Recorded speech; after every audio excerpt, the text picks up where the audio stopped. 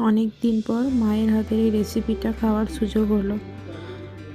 শীতকালেতেই এটা বেশি মজা লাগে, আর শীতকালেতেই খিচুড়ির গুড় হয়। আজ মা বানাবে চালের আটার সরু চাকলি, ছিটে পিঠে, যেখানে যা বলা হয়।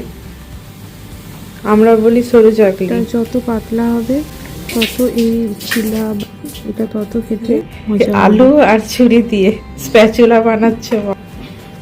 এটা হচ্ছে মায়ের বানানো স্প্যাচুলা।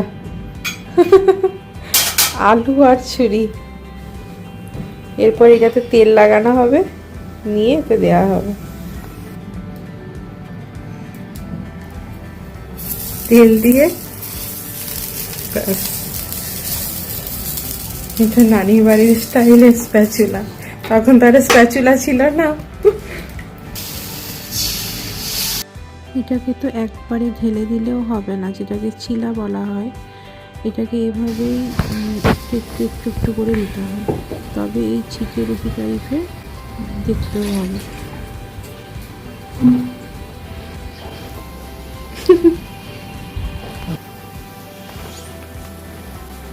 মা জামশেদপুরে আমার কাছে এসে শুরু করে দিয়েছে চালের আটার বিভিন্ন জিনিস বানানো। একদিন ধুকি খাওয়া হয়েছে। এটা আমি একদম করতে পারি না, একদমই ভালোভাবে বানাতে পারি না। এটার জন্য মাই হচ্ছে সেরা।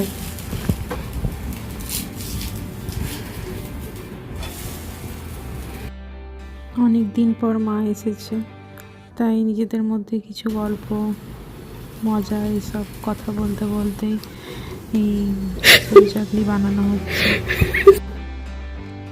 এটাকে তো একবারে ঢেলে দিলেও হবে না, যেটাকে চিলা বলা হয়।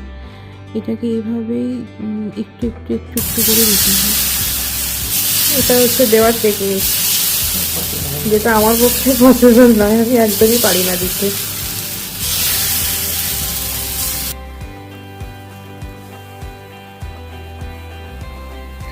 আতপ চালের গুঁড়ো করে সেটাকে জলে ভিজিয়ে একটু ফেটে নিয়ে বেশ কিছুক্ষণ রেখে এই ব্যাটারটাকে বানানো হয়।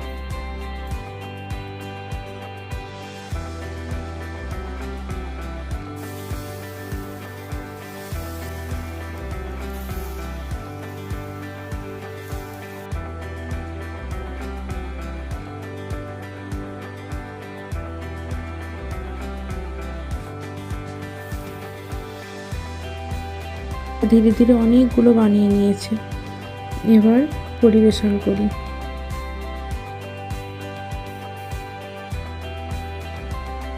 এরপর এটাকে খিচুড়ি গুড় দিয়ে সার্ভ করা হলো।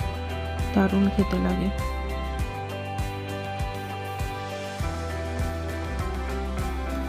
এই শীতের সন্ধ্যায় গরম গরম সরু চাকলি আর এই খিচুড়ির গুড় অসাধারণ খেতে লাগছে, দারুণ হয়েছে।